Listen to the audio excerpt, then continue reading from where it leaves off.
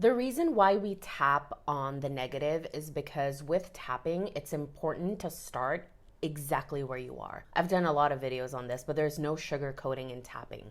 We have to be completely honest, open, and vulnerable with ourselves. And I don't even really like to say tapping on the negative because what we're doing is simply tapping on how we are feeling in that particular moment. And there's nothing negative about any emotions that we're feeling.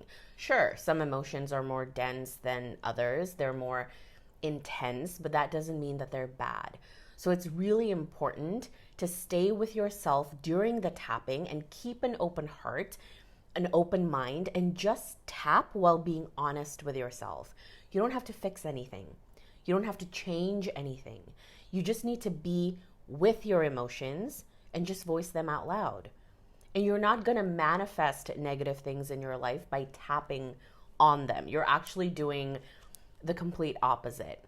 You're neutralizing these negative emotions while you're tapping. I say this all the time to the people inside my course, Become Magnetic, which you should totally join, by the way. Link at the top of my profile page. I always tell them, if you feel like complaining or you just feel like ranting, tap while doing it. So at least you're neutralizing those feelings. You're ranting, but you're also releasing it from your system.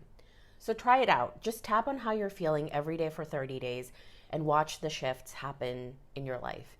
If you need support, definitely join Become Magnetic. There's an end of year sale right now. It's so worth it. So many people have benefited from this amazing tool, and my way of tapping is a little bit different.